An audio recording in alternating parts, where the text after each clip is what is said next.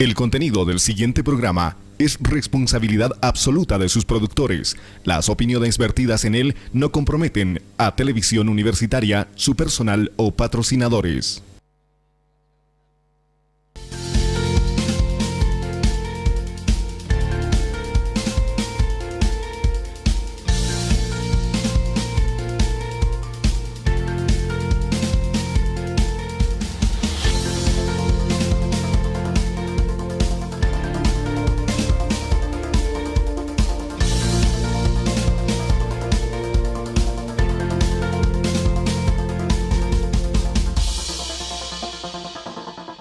Amables televidentes, tengan todos ustedes muy buenos días. Bienvenidos a este programa semanal de Medicina TV a través de este medio de comunicación dependiente de la Universidad de San Francisco Javier de Chuquisaca. Un saludo cordial al interior y exterior del país a través de la onda satelital de este medio de comunicación. Como de costumbre, para interactuar con el profesional que hemos invitado el día de hoy, el WhatsApp 734-46987 está habilitado para las consultas respectivas. No atendemos llamadas, directamente los mensajes escritos, por favor, a esa línea telefónica. Tenemos la grata presencia de un distinguido profesional, el doctor Raúl Araujo. Él es docente universitario, profesional cardiólogo, con quien vamos a tocar el tema de infarto, algo que realmente preocupa a la salud de la población, porque de la noche a la mañana desaparecen nuestros seres queridos y realmente nos dejan un vacío muy grande. ¿Cómo prevenir esto? Es un tema de palpitante actualidad. Muy bienvenido, doctor Raúl Araujo, a este programa de televisión universitaria. Bueno, gracias, licenciado.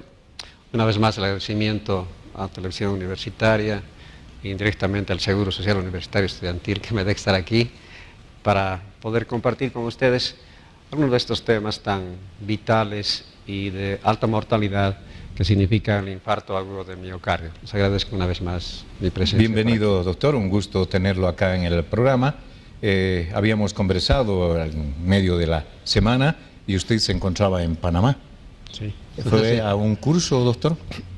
Fuimos a un curso internacional sobre insuficiencia cardíaca para ver las nuevas tecnologías para realmente mejorar a los pacientes con corazones muy grandes que el tratamiento médico ya no da, y se pueden utilizar otro tipo de equipos, otro tipo de marcapasos para mejorar la sobrevida de estos pacientes. Estos eventos internacionales científicos sirven para oxigenar nuestros profesionales, porque también usted ha sido parte disertante de este tema, según me comentó usted, doctor. Sí, lo que hemos dado es el tema de insuficiencia cardíaca en la cardiopatía chagásica, con algunos de los avances de las investigaciones que hacemos en el Instituto de Medicina Nuclear. Y obviamente el aporte más importante de este evento ha sido el presentar algunos equipos o aparatos, especialmente marcapasos, que sí ayudan a estos pacientes. Si tienen una sobrevida de 1 año, con estos equipos tienen una mejor calidad de vida y 10 años más de vida, o sea que realmente es apasionante. Qué bien, realmente sí. Interesante, doctor. Ahora entremos en tema, el infarto de miocardio, que es el que vamos a tocar en esta oportunidad. La población puede ya comenzar también con las consultas al WhatsApp respectivo. Adelante, doctor. Ok, un poco de recuerdo solamente, si pueden mostrar la primera imagen. El infarto de miocardio es una etapa terminal de otra enfermedad, se llama cardiopatía isquémica, y la autora de un infarto es la evolución de la oclusión de las arterias coronarias que tiene el corazón. Vamos con las imágenes, por favor. Entonces, hay que acordar solamente que el corazón tiene 2 arterias coronarias, que son las arterias que están irrigando, o sea, que están oxigenando al corazón. Una está a la derecha y una está a la izquierda, y la izquierda se divide en 2. Y estas arterias coronarias que salen directamente de la aorta van a irrigar completamente el corazón. Y en el infarto de miocardio lo que sucede es que alguna de estas arterias se ocluye completamente, o sea, el 100% queda ocluido por razones que vamos a explicar. Y después de la próxima, por favor. Y entonces El corazón, una parte del corazón, ahí está la arteria coronaria derecha y está en la parte de la izquierda. Se llaman coronarios porque parece realmente una corona que está encima del corazón. Y les comentaba que cuando se ocluye una de estas arterias completamente, el oxígeno no entra al corazón. El corazón y el cerebro son órganos que consumen la mayor cantidad de oxígeno en el organismo y entonces comienza un proceso de sufrimiento del músculo cardíaco y acaba obviamente con la muerte, si vale el término, de ese sector de corazón que no es irrigado, que no le llega la sangre al corazón. Esa es una de las razones más importantes. Ahora, ¿a qué se debe? La próxima, por favor. ¿A qué se debe el infarto? Lo que pasa es que existen algunos factores de riesgo, que nosotros llamamos factores de riesgo coronario, que son los que nos van a llevar con el tiempo, con mucho tiempo a veces, a una enfermedad coronaria. Hay varias causas, como están viendo en la imagen, pero las principales son especialmente fumar. La nicotina del tabaco va destruyendo la parte íntima de las arterias, las va, digamos, si vale el término, quebrajando, y sobre esa zona enferma el colesterol y los triglicéridos se van adosando poco a poco, se van sumando, y entonces se forma una placa que se llama de aterosclerosis que obstruye después totalmente el corazón. Después estaría la diabetes no controlada es otro factor importante en el infarto, y aparte la hipertensión arterial. O sea, hipertensión arterial, diabetes y tabaco serían los principales. Pero eso también está la obesidad, está el estrés, está el sedentarismo y obviamente tener colesterol y triglicéridos altos, o sea, grasa en el corazón. Mientras más factores de riesgo uno tenga y mientras más edad uno tenga, entonces las arterias coronarias se irán tapando lentamente, y primero pueden producir un dolor, que el dolor de corazón es muy típico. A veces la gente dice que el corazón no duele y duele de verdad, es un dolor muy intenso, y entonces se van tapando las arterias coronarias lentamente y aparece el dolor de corazón, que es típico. Este dolor de corazón tiene que ser identificado por los médicos y también por parte de los pacientes. Se educa a los pacientes que ya tienen esta enfermedad a que identifiquen muy bien el dolor. Uno de los errores que uno comete en esta enfermedad es que las personas que tienen o comienzan su infarto con ese tipo de dolor, digamos al amanecer, piensan que esa palabra "se me va a pasar nomás" es una palabra que escuchamos frecuentemente en medicina, y aquí ese pensamiento no debe existir. No existe en toda la medicina, peor en esta enfermedad, el pensamiento "se me va a pasar nomás", como dice nuestra gente, porque ya van a ver que el tiempo que transcurre entre el dolor y el infarto para nosotros vale oro, porque sí podemos rescatar a los pacientes que están en infarto con tratamiento inmediato. Entonces, el dolor de corazón tiene sus propias características. Debe ser una de las pocas enfermedades en medicina que se puede diagnosticar y llegar al diagnóstico preciso solamente con el interrogatorio. Hay que saber interrogar muy bien al paciente para identificar este dolor. ¿En qué consiste el dolor que hay que tener en cuenta? El primer síntoma es que es un dolor opresivo. Si es un dolor precordial, aquí en la región del corazón, opresivo, intenso. Estamos hablando de una intensidad del 1 al 10, 8 sobre 10, 9 sobre 10, 10 sobre 10. Así que es un dolor muy fuerte. Y segundo, que viene con sensación de muerte inminente. O sea que el paciente generalmente se asusta y va a los hospitales, felizmente. Otro detalle es que este dolor es constante y además se puede irradiar, o sea, se puede ir el dolor, la gente dice caminó el dolor hacia el cuello, hacia los vasos del cuello, a la mandíbula inferior, al hombro izquierdo y al brazo izquierdo por la región cubital, o sea, por la parte interna del brazo hasta el dedo meñique. Eso es lo más típico de este dolor. Pero hay una característica súper importante, tanto en la parte médica como en la, digamos, en la cultura que tendría que tener el paciente que tiene factores de riesgo para esta enfermedad. Y es que el corazón es el único órgano que duele con el ejercicio. Son pacientes que nos cuentan: camino 3 cuadras, subo 2 pisos y tengo dolor opresivo en mi corazón.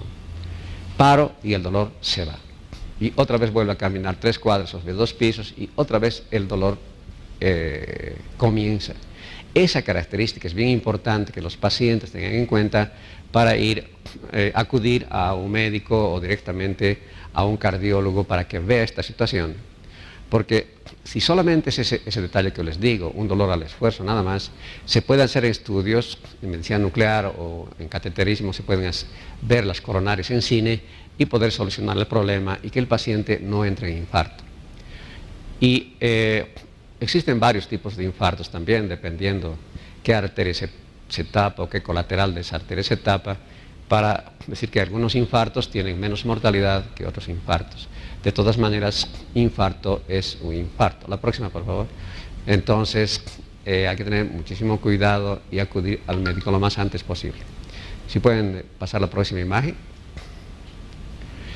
Entonces, ahí está el corazón, como verán. A la derecha está una arteria coronaria que con el tiempo se va a ir tapando. Miren cómo va creciendo esa placa de aterosclerosis que tienen ahí. Y en la última imagen puede ocurrir, y generalmente ocurre, que esa placa que están viendo amarillenta, que es colesterol y triglicéridos, tenga un accidente. Nosotros le llamamos accidente de placa. Es decir, que se rompa esa placa y comienza una hemorragia.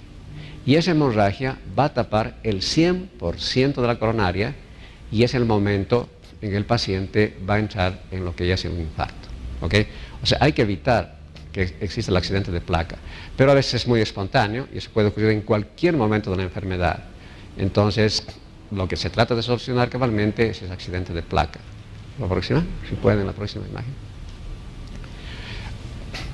Entonces, una de las claves es el tiempo. El tiempo es oro en cardiopatía isquémica, el tiempo es oro en el infarto. Mientras el paciente llegue lo más rápido posible al hospital, tendrá mayor oportunidad, y estamos hablando de Sucre, mayor oportunidad de no infartarse. La próxima, si pueden. Entonces, hay varios métodos. El paciente llega al hospital y los médicos tienen que llegar al diagnóstico de infarto. ¿Cómo se llega al diagnóstico de infarto? Primero por el dolor que les dije, es un dolor muy típico, aunque en medicina y en amores ni nunca ni siempre hay dolores también atípicos de esta enfermedad, pero en general son esos dolores así opresivos. Les sacan un examen de sangre donde dosifican lo que se llama enzimas cardíacas. Ahora, felizmente, también tenemos en Sucre un laboratorio, que es una enzima que se llama la troponina, o la troponina T o la troponina I, y si la troponina está elevada, ya tengo yo el segundo parámetro para infarto. El dolor típico, las enzimas, y después le saco un electrocardiograma, y el electrocardiograma en el momento del dolor varía completamente. Es una gran ayuda el electro en el momento del dolor. Entonces, con esos 3 pilares, dolor de corazón de verdad, más las enzimas elevadas y el electro, yo ya tengo el diagnóstico de infarto de miocardio. De ahí en adelante, yo tengo que comenzar el tratamiento. Si pueden poner la próxima. Entonces, hay varias opciones de tratamiento. Hay unos medicamentos que lastimosamente son caros, pero merecen la pena entre la vida y el dinero. Existe lo que están viendo ustedes a la izquierda de su pantalla, que es estreptoquinasa, y el Tecneplase, que está a la derecha, son 2 medicamentos que sí existen en Sucre, existen en la parte aguda, están en los hospitales o por lo menos se los puede comprar ya, y este medicamento se los inyecta inmediatamente. Estos medicamentos se llaman fibrinolíticos y van a ir a destruir esa hemorragia que yo les dije que cuando se accidentaba la placa, cuando la placa tenía un accidente y tenía hemorragia, ¿no es cierto? Se abría la placa y había una hemorragia, esa hemorragia está tapando el 100% de la arteria. Estos medicamentos lo que hacen es destruir completamente ese coágulo y entonces la sangre otra vez entra al corazón, otra vez se oxigena, el dolor desaparece, las enzimas bajan, el electro se modifica y el paciente no se infarta. Pero aquí está el valor tiempo. Lo ideal sería que los pacientes lleguen antes de las 2 horas del momento que tienen el dolor. Mientras menos tiempo transcurra entre el dolor y la llegada al hospital y el ingreso a terapia intensiva de estos pacientes, el éxito es mayor. Más allá de las 2 horas, también se puede hacer obviamente el tratamiento, pero cada vez que está más tarde, entonces las opciones de destapar las arterias con esos 2 medicamentos o con uno de ellos es cada vez más lejano. Entonces hay que tener en cuenta ese detalle, les vuelvo a repetir, que es demasiado importante.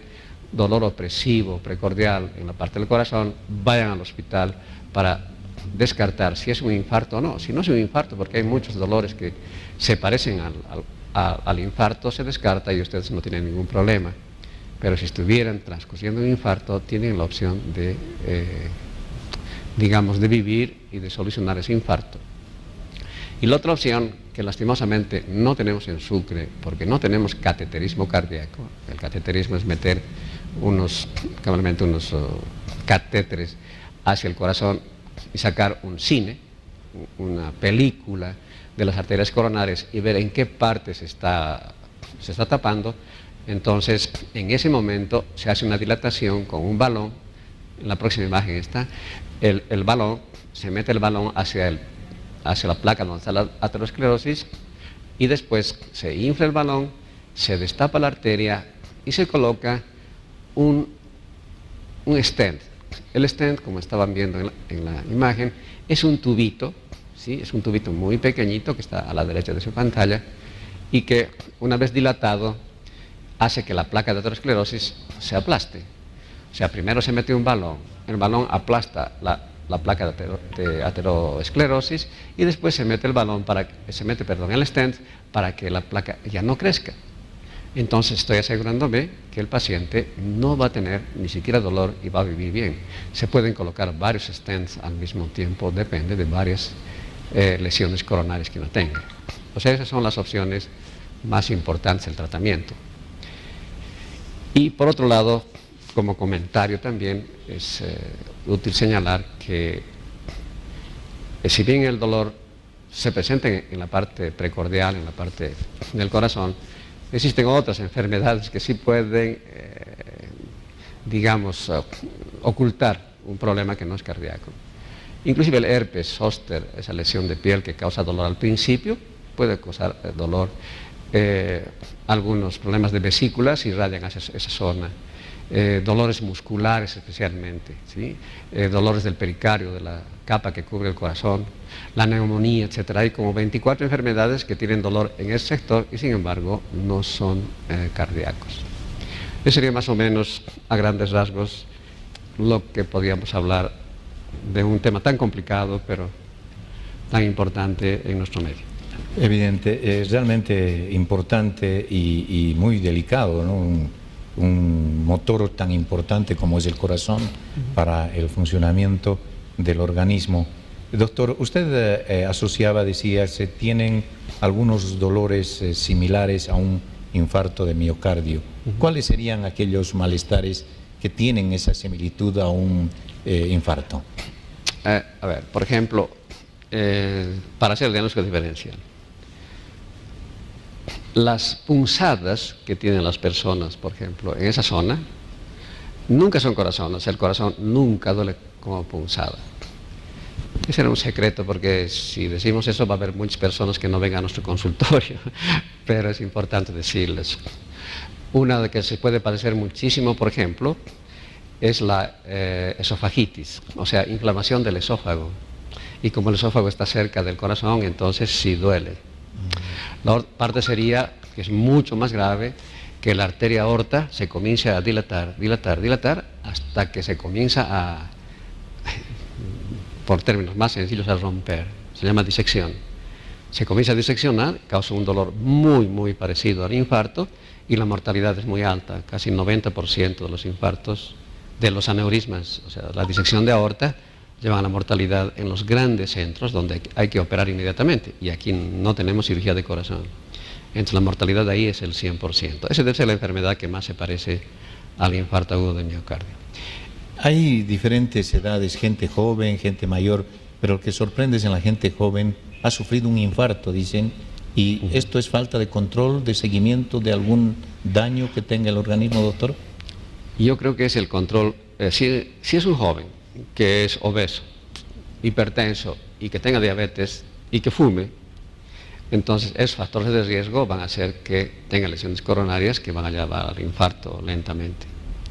Claro que hay excepciones de otras patologías de corazón, estamos hablando de las arterias coronarias, que sí pueden producir infarto porque hacen espasmos, se cierran completamente, bruscamente, y al cerrarse bruscamente entonces pueden producir dolor. Pero en general es de ese detalle. Ya comienzan a llegar las consultas, doctor. Dicen, ¿hay algún centro donde operan de emergencia en Sucre? Porque que yo sepa, evacúan a La Paz y Cochabamba para hacer cateterismo. ¿Cómo recomienda la evacuación? Pues los costos son elevadísimos. Costo de evacuación supera los $7.000. ¿Es cierto esto? Sí, bueno, es cierto que en Sucre no tenemos cirugía cardiovascular, primero. No tenemos el laboratorio para hacer hemodinamia y cateterismo cardíaco, no lo tenemos, por eso decía, no podemos hacer el salvataje agudo con ese método, solamente con los medicamentos primero, y después que el paciente está estabilizado, o sea, por lo menos después de 12 horas después del transcurso de su evento de infarto, sí es lo mejor es evacuarlo. Entre las evacuaciones, obviamente es mejor Cochabamba porque no hay altura, que es un factor que puede disminuir la saturación de oxígeno en los pacientes que están necesitando.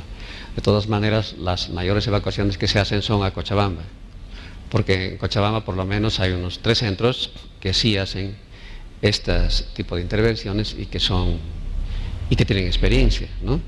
Y obviamente es caro, debe estar más o menos, sí, unos $7.000, no solamente el pasaje de la evacuación, porque a veces hay que evacuarlos en una avioneta privada, ¿sí? Entonces, si eso es realmente una urgencia, y eso aumenta el costo. Y cada stand, más o menos está, esos tubitos que les dije, está más o menos entre $2.500 cada uno, y si uno necesita 2 o 3, los costos son altos. Es una enfermedad de alto costo, indudablemente. ¿Qué nos faltaría en Sucre para que se atiendan este tipo de pacientes, doctor?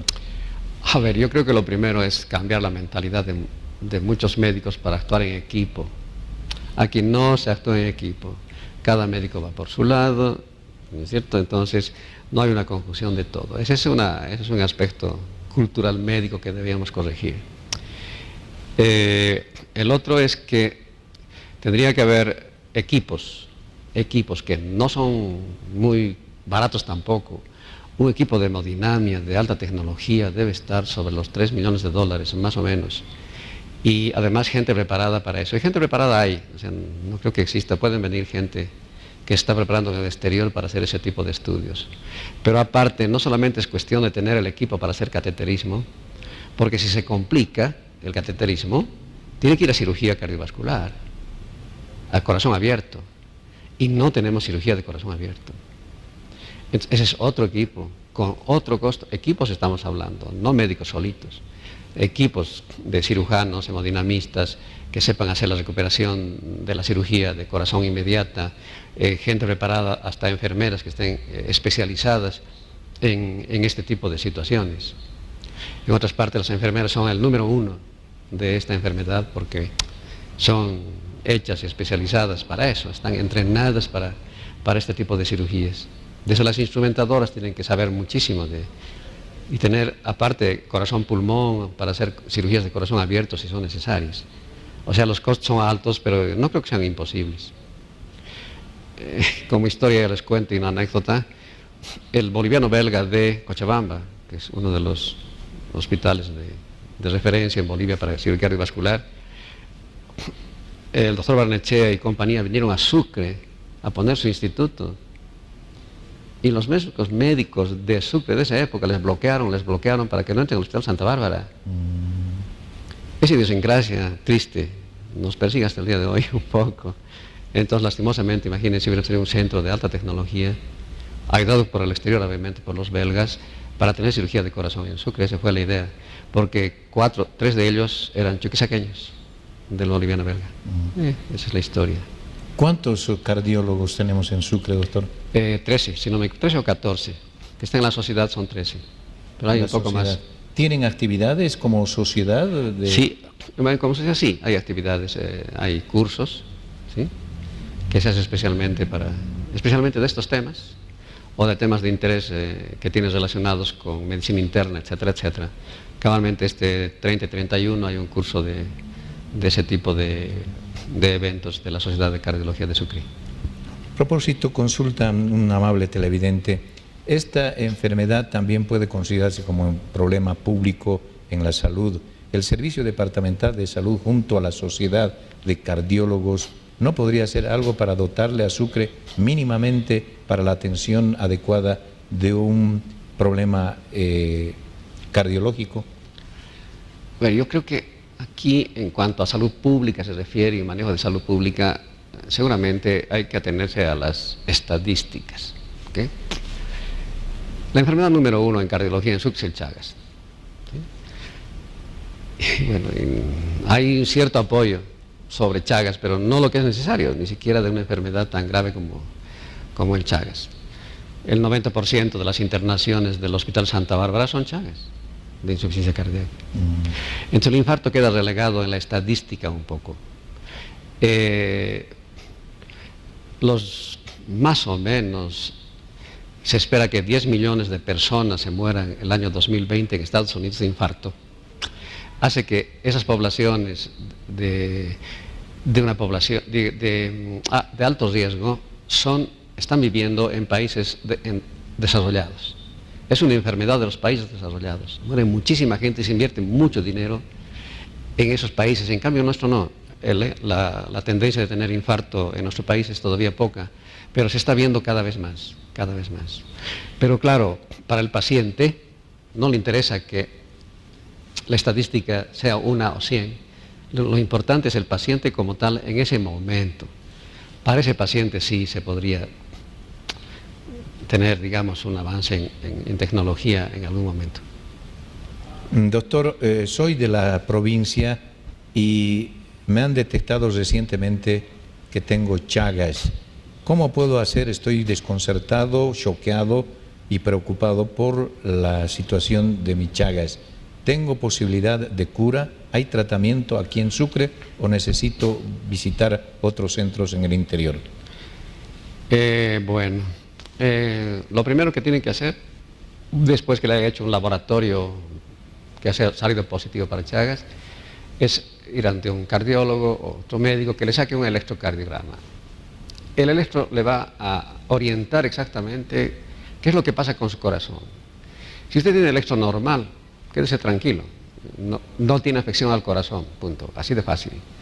Pero, sin embargo, si en ese electro salen otras alteraciones, porque el Chagas va bloqueando, va cortando las ramas eléctricas del corazón, una parte, toda la rama derecha y una parte de la izquierda, entonces sí hay que hacer otros estudios.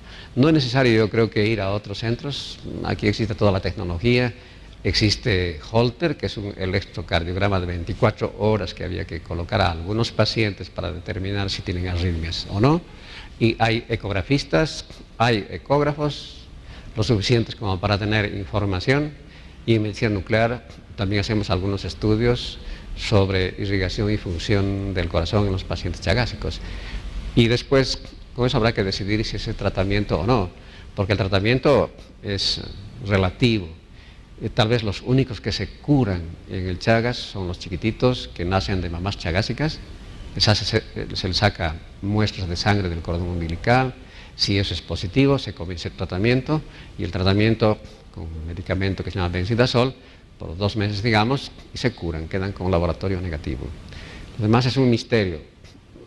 Otra cosa que también se sabe ahora es que el Chagas crónico, eso quiere decir paciente que tiene laboratorio positivo y electro anormal, el tratamiento ya no sirve para nada. O sea que es paciente, no hay que hacer tratamiento, hay que hacer un seguimiento de otro estilo. Pero el consejo es, no se preocupe mucho, hágase un electro, si su electro es normal, después hágase controles por lo menos anuales de un electro. El electro va a mandar, el laboratorio solamente sirve para el diagnóstico. Doctor, hace una semana llegué de Tomina y me han detectado Chagas, y el problema que tengo ahora es que estoy embarazada de 3 meses. ¿Cuál será el futuro de mi hijo? ¿Esto es contagioso, doctor? Sí, las mamás que tienen Chagas tienen tendencia a que sus hijitos también tengan Chagas, pero quédese completamente tranquila. Lo que hay que hacer, lo que estaba comentándole al otro paciente, es en el momento del nacimiento hay que sacar sangre del cordón umbilical de su bebé. Si eso es positivo, se hace tratamiento y el bebé se va a quedar curado, si el tratamiento está bien hecho. Y segundo, si es negativo, después de unos 6 meses hay que repetir el laboratorio para saber si todavía existe alguna posibilidad de Chagas y hay que hacer tratamiento. O sea, su hijito va a estar cubierto si usted va a un centro donde, inclusive se hacen casi en todos los centros ahora, ese examen del cordón umbilical, así que no se preocupe. Doctor, me han detectado poliglobulia. ¿Es parte de daño al corazón? Del tema que estamos hablando de infarto, no tanto, no es un factor de riesgo para tener infarto, pero de todas maneras es un factor de riesgo para otras cosas como la hipertensión arterial, por ejemplo, y depende también qué cantidad de grado de poliglobulia tenga usted, pero para infarto no es un factor preponderante. Doctor, generalmente las sociedades de profesionales hacen campañas o ferias para información de la gente. ¿La sociedad de cardiólogos hacen campañas para beneficio de la población, información, instrucción para tener una mejor calidad de vida? Sinceramente no, la sociedad no hace ninguna campaña. Lo que sí nosotros movemos en la cátedra de cardiología o en la cátedra de pediatría de la Facultad de Medicina de la universidad, sí se hacen algunas campañas, algunos cursos de información, o también en la cátedra de nefrología sobre hipertensión arterial, etcétera, etcétera, y en salud pública otro tipo de campañas, pero lastimosamente la Sociedad de Cardiología no hace ninguna campaña y realmente debería hacerlo. Doctor, tengo problemas, como usted mencionó al inicio del programa, una opresión en el lado izquierdo y un poco de inhabilidad en el brazo izquierdo. ¿Esto podría ser el comienzo de un problema cardiológico? La inhabilidad del brazo izquierdo, o sea, o no mover el brazo izquierdo, o tener molestia en el brazo izquierdo, o adormecimiento en el brazo izquierdo, no es de corazón. Eso ya es un hecho. Dolor es otra cosa. Si usted tiene un dolor opresivo que aparece al caminar especialmente, en cualquier tipo de esfuerzo, y pasa cuando usted deja de caminar, esa es una sospecha importante de corazón. De todas maneras, si su dolor es opresivo, aunque no tenga las características que le he dicho, es importante que usted consulte de todas maneras. Pero esa parte del brazo no es un producto más de ansiedad, de ese estilo de cosas, y no tanto de corazón como tal. O sea, no produce adormecimiento el corazón, pero sí dolor, sí dolor. Esa parte había que contar. Pero mejor, todo paciente que tenga dolor opresivo o precordial, es mejor que consulte, porque como decía al principio, no siempre es todo típico. En medicina sería, si todo sería típico en medicina, la medicina sería demasiado fácil. Lo que pasa es que cada enfermo puede tener un modo de dolor que sí hay que investigarlo, pero sí se puede llegar al diagnóstico. Se puede llegar al diagnóstico con toda seguridad. Mi pregunta es, ¿verdad que la aspirina ayuda en el infarto del corazón hasta que se pueda llegar al hospital? ¿Qué tan cierto es esto, doctor? Pregunta. Sí, es cierto. Una de las cosas que se puede hacer antes de llegar al hospital es mascar una aspirina, que no tiene que ser más de 325 miligramos. Se puede mascar una aspirineta simplemente. Sí, esa es una ayuda porque la aspirina altera a las plaquetas. Las plaquetas son una parte de la sangre que entra en la coagulación. Entonces hay un elemento dentro de las plaquetas que se llama tromboxano A y la aspirina actúa sobre ese tromboxano y hace que las plaquetas no se adhieran, porque las plaquetas, cuando hay una hemorragia, y estamos hablando de la hemorragia de la placa de aterosclerosis dentro de la arteria coronaria, entonces se van adosando como pilas de moneda y después van formando el coágulo. Es una parte de defensa que tiene el organismo ante cualquier hemorragia, no solamente en la coronaria, en cualquier hemorragia que nosotros tengamos. Entonces, sí, se puede mascar o tomar, si ustedes quieren, aspirina, porque la aspirina todavía va a evitar un tantito que se forme el coágulo, pero no es la solución completa. O sea, no es cuestión de que uno diga, la aspirina, y yo tomo la aspirina y no voy al hospital, pero sí ayuda en el infarto, eso se ha visto que sí. Doctor, me detectaron que tengo bastantes triglicéridos y colesterol elevado. ¿Esto está afectando a mi corazón? Sí, yo creo que sí. Habíamos dicho que uno de los factores de riesgo, que los principales eran hipertensión, diabetes y fumar, está también el colesterol y los triglicéridos elevados. Esos son los que van tapando las arterias del corazón. Es la grasa que va tapando lentamente, como una cañería simplemente que se va tapando lentamente, el colesterol y los triglicéridos sí. Más aún los pacientes que fuman, por lo que les había comentado, la nicotina va dañando la parte interna de la arteria y sobre ese daño, sobre esa herida, si vale el término, sobre esa herida se va el colesterol y los triglicéridos. Por tanto, hay que identificar muy bien, hay que sacar los tipos de colesteroles más los triglicéridos y valorar si usted solamente, si tiene un poco alto, se puede hacer dietas para que no tenga más colesterol y triglicéridos, o valorar la necesidad de tomar 1 o 2 comprimidos, porque hay comprimidos solamente para bajar el colesterol y otros medicamentos solamente para bajar triglicéridos. Entonces, si tiene colesterol y triglicéridos altos, hay que hacer las dos cosas a la vez. Y aparte, obviamente, tiene que ayudar con una dieta pobre en grasas de origen animal. ¿Es un factor de riesgo coronario? Lo es. Buen día, doctor. Por favor, tengo como punzada en la parte izquierda del pecho y tengo mucho parpadeo del ojo derecho. ¿Tendría algo que ver con el corazón? No, nada, quédese tranquilo. Las punzadas nunca son corazón. Pero no avise porque me voy a quedar sin pacientes. Pero de todas maneras, son generalmente dolores que están de los nervios que están entre las costillas. Y eso viene generalmente por 2 cosas. Uno, por el estrés. A veces solamente por estrés hay tipo de punzada, o por el acúmulo de problemas que uno puede tener en la vida.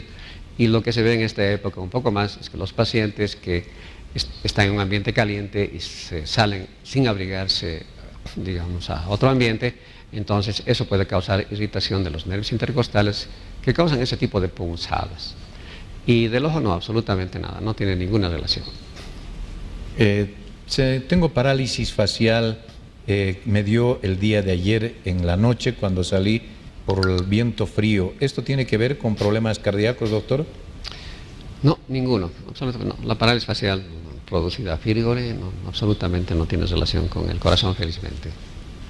Mi madre tiene cardiopatía chagásica con marcapaso controlado normal, pero nos dijeron que el uso de Palaxtan ya no está indicado. Ella tomaba por mucho tiempo. ¿Sería posible que ese medicamento le causó algún daño pulmonar?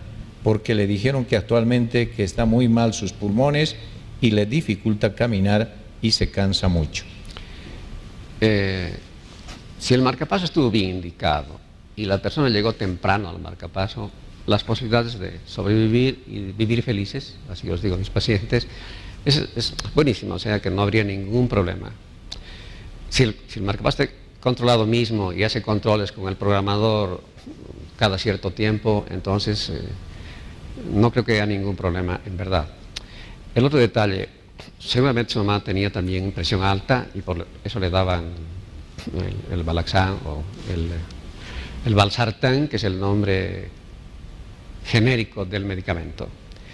Lo que pasa es que se ha visto que hace poco tiempo que el Valsartán tiene algunas moléculas que son dañinas al organismo y ese ha sido el motivo para que todo el Valsartán se vaya de todo el mundo. O sea que ya no existe el Valsartán como tal por ese problemas secundarios, pero no ataca a los pulmones como tal para producir disminución de la respiración. Había que sacar, no sé si también usted tuvo un tratamiento, su mamá, con amiodarona, que puede alterar un poco los pulmones, había que hacer una placa de tórax y ver qué relación tiene. Y la otra parte, ver si su mamá tiene chagas y tal vez tiene insuficiencia cardíaca, la insuficiencia cardíaca está repercutiendo en sus pulmones y por ese motivo ella se siente cansada o con sensación de falta de aire. Lo que hay que hacer ahí es, lo primero es sacar una placa de tórax y de ahí pensar en lo posterior que se va a hacer, o si uno descubre que tiene insuficiencia cardíaca en la placa, le dará tratamiento, y si tiene marcapaso estará con mayor seguridad dándole muchos medicamentos. La ventaja de tener un marcapaso es que se puede dar muchos otros medicamentos que no estarían administrados en otras personas que no tengan marcapaso. Buenos días, doctor. Tengo 54 años, Toda mi familia somos chagásicos. Todos los días siento desmayo, no tengo fuerzas. Hace pocos días murió mi hermano con esto del Chagas, le dio un infarto. No sé qué debo hacer, doctor, estoy preocupado. A ver, yo creo que el concepto de infarto en el Chagas no es cierto, porque el Chagas no altera las arterias coronarias. Al no alterar las arterias coronarias no existe infarto. Es común, más bien, en los pacientes chagásicos que hacen muerte súbita o se mueren, se murió de un infarto, pero como ni siquiera hacemos autopsias, que debían ser obligatorias, no sabemos realmente si murió de infarto. Se murió de una arritmia seguramente. Las arritmias, hay arritmias que matan en el Chagas, que no se presentan en todos, se presentan en muy pocos pacientes por si acaso, en muy poquitos, son los que pueden producir muerte por Chagas como tal. O corazones dilatados, que entran en insuficiencia cardíaca irreversible, que ya no da el tratamiento para nada, los corazones ya no responden al tratamiento y entonces el paciente puede fallecer. De todas maneras, ¿cuál es la otra pregunta que hizo? A ver, complementamos, somos chagásicos, sí.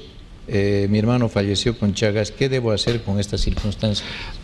Toda la familia o toda la gente que tenga Chagas tiene que tener controles cardiológicos frecuentes.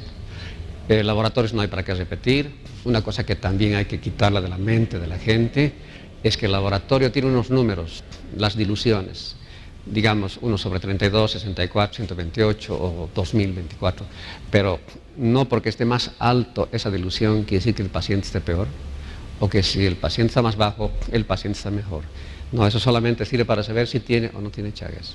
Cuando aumenta la defensa, esa titulación del laboratorio aumenta. Cuando su defensa baja, eso baja, pero eso no quiere decir absolutamente nada si usted está mejor o peor. El seguimiento, pues vuelvo a repetir, es el electro, es la base del seguimiento.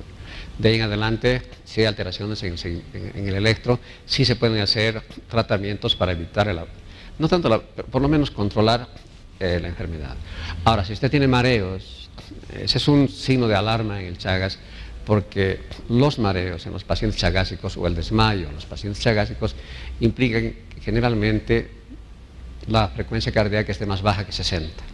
Y si el corazón está yendo muy lento, la sangre no llega al cerebro y al no llegar al cerebro, entonces produce mareo o síncope, o sea, caída, o sea, desmayo. Entonces, ahí es más importante ir lo más antes posible a un cardiólogo para que le saque un electro cabalmente, o el Holter, o un electro de 24 horas, y determine la necesidad o no de ponerle marcapaso. No hay que tener miedo a los marcapasos son muy sofisticados ahora, tienen mejor pensamiento que nosotros los cardiólogos, son demasiado automáticos, entonces sí existe una garantía. Cuando el marcapaso está bien puesto a tiempo, la vida es la misma. No hay que tener miedo al marcapaso, hay muchos, yo creo que se podría hablar otro tema de marcapasos en algún momento, porque hay muchos mitos acerca de los marcapasos. Como no utilizar celular, como las antenas de televisión, que le va a caer los rayos, que no puede planchar, o que la ducha le va a alterar, o que el control de la televisión le altera. Todas esas cosas son mitos, no existe nada de eso. Se puede utilizar celular con marcapasos sin ningún problema, así que hay que... Buenos días, doctor. Cuando uno siente los latidos del corazón, ¿es un problema cardíaco, doctor? No. Se puede sentir nomás que en algún momento por ansiedad o cuando uno está echado, y especialmente a la izquierda, sentir los propios latidos de uno, así que no hay ninguna preocupación. En broma yo les digo a mis pacientes, bueno, si sienten su corazón están vivos, entonces preocúpense cuando no sientan su corazón. No hay ningún problema, no es ningún lío, para nada. Doctor, me detectaron diabetes. ¿Este problema también afecta a mi sistema cardiológico? Si usted tiene una diabetes controlada, con niveles de glucosa y niveles de glucosa glicosilada controlada, no va a haber ningún problema cardíaco, no va a haber ninguno. Si usted es un buen chico o una buena chica y que se comporta bien y hace bien su tratamiento, tiene una dieta que está estricta también, y usted camina y hace ejercicio y los niveles de glucosa están normales, está todo bien, no hay ningún problema. Que usted tenga que hacer controles cardiológicos de vez en cuando, hágalo, no está nunca de más.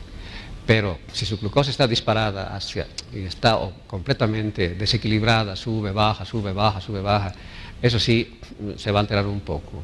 Y más aún hay que tener más cuidado en las personas que tienen insulina. Es un factorcito más que se agrega a la enfermedad coronaria, al infarto. Pero acuérdense, no todos los diabéticos se van a ir al infarto. Los que se portan mal, sí, un poco van a tener mayor tendencia. Pero también, si es un diabético, hipertenso, obeso, entonces, y colesteroles altos, sí es un factor de riesgo. Por eso que los endocrinólogos o los cardiólogos a los diabéticos les pedimos en el laboratorio colesterol y triglicéridos, además, para hacer ese control. En resumidas cuentas, si su diabetes está controlada, no se preocupe, va a seguir viviendo bien. Doctor, soy una persona de 45 años y peso 150 kilos. Me dijeron que el peso y mi estatura podían afectar a mi sistema de corazón, pero yo estoy tomando en serio mi tratamiento, haciendo caminatas permanentes para no ser muy sedentario. Lo está haciendo bien, porque obesidad y sedentarismo van muy juntos, porque los pacientes que tienen sobrepeso caminan poco, ¿no es cierto?, por lógica. Entonces está yendo bien que usted haga ese ejercicio, y la otra cosa sería ideal que usted tenga una persona, un nutricionista, que le dé una dieta para su persona. Generalmente las dietas que uno lee en los periódicos, en Vanidades o en esas revistas, y uno quiere hacer la dieta, generalmente no dan resultado, porque cada persona es independiente a su dieta. O sea, en cardiología, lo que nosotros veíamos en el hospital donde me especialicé, es que los nutricionistas ajustaban la dieta para cada persona. Juan es una persona y Pedro es otra persona. Y el metabolismo de uno es de otro completamente diferente. Entonces el ajuste de eso es bueno. Hay dietas muy buenas. Hay una dieta que se llama Descardale, donde usted come y enflaquece. O sea, se evitan casi totalmente de los azúcares, pero usted puede comer pollo, puede comer cerdo, puede comer otras cosas más que encuentra en la vida diaria y sin embargo se pierde peso. Esas dietas de no sufrimiento son buenísimas. Además se pueden controlar el colesterol y triglicéridos. Pero lo más importante es no comer. Doctor, ¿cuáles son las patologías más comunes para el corazón, particularmente en nuestra región, en Sucre, en el departamento de Chuquisaca? ¿Qué tipo de pacientes le llegan a usted en la consulta? A ver, la consulta está casi dividida en dos grandes grupos. Chagas es uno de los grandes grupos e hipertensión es el otro grande grupo. Hay muchísima gente con hipertensión. Cuando trabajaba en Cosmil, el 95% de la consulta era hipertensión arterial. Y eso es altísimo, ¿no? Eso es altísimo. O sea que es lo que más llega. Y la otra parte ya menor que llega son cabalmente la parte de infarto o preinfarto, esas cosas, arritmias de todo estilo, realmente pero producidas por el Chagas, y alguna que otra enfermedad congénita, o sea, ya gente que nació con alguna enfermedad valvular. ¿La hipertensión a consecuencia de qué es con este porcentaje preocupante? Aquí entra la ignorancia médica, porque en el 95% de los pacientes nosotros no sabemos cuál es la causa. Entonces, utilizamos una palabra más linda para tapar esa ignorancia y le ponemos idiopático. Entonces, el paciente que tiene hipertensión arterial idiopática, eso quiere decir hipertensión arterial que no sabemos de dónde vino. Es la mayoría de los pacientes, la mayoría, 95% es alto, que no sepamos de dónde. Pero sí se puede controlar.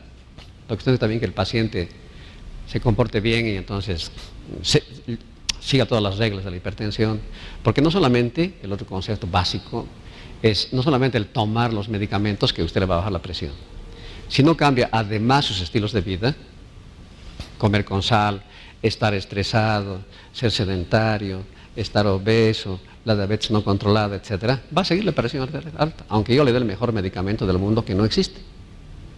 El otro detalle está que más o menos existen 42 comprimidos para la hipertensión. ¿Cuál es el mejor? Ninguno. Porque si hubiera el mejor, le daríamos el mejor, los 41 se van. Entonces cada paciente se tiene que adecuar a un tratamiento, vamos ajustando un tratamiento a otro, y a veces cambiando los medicamentos cada vez. Entonces, es la realidad. Y el otro 5% sí, son enfermedades renales, son enfermedades de algunas arterias, o son enfermedades endocrinas como digamos, hipertiroidismo, otras enfermedades también de los paratiroides, tumores de renales que pueden producir hipertensión arterial, algunas enfermedades congénitas que sí causan hipertensión, y la mayoría de los que vemos son enfermedades renales, de insuficiencia renal crónica, que sí tienen hipertensión por causa de la enfermedad renal. Pero hay que arreglar esa parte y entonces la hipertensión va a desaparecer. Perfecto, doctor. Muchísimas gracias. Ya estamos llegando a la parte final de nuestro programa. El tiempo asignado al mismo ha concluido. Agradecemos su presencia, ha sido muy importante el despejar estas dudas para los pacientes y obviamente la preocupación permanente de que nuestro corazón siga funcionando y muy bien. Muchísimas gracias. No, gracias a ustedes. Les vuelvo a agradecer a ustedes. Muchísimas gracias, amables televidentes. Nosotros vamos a cerrar nuestro programa semanal, no sin antes recordarles que los cursos preuniversitarios en la Facultad de Medicina ya están en periodo de inscripciones. Hay curso regular que comienza el 10 de septiembre hasta el 23 de noviembre, otro curso regular del 26 de noviembre al 23 de enero y el curso intensivo del 2 de enero al 23 de enero. Están las inscripciones abiertas en las oficinas de administración de la Facultad de Medicina. Muchas gracias por la atención dispensada y tengan todos ustedes muy buenos días. Permiso.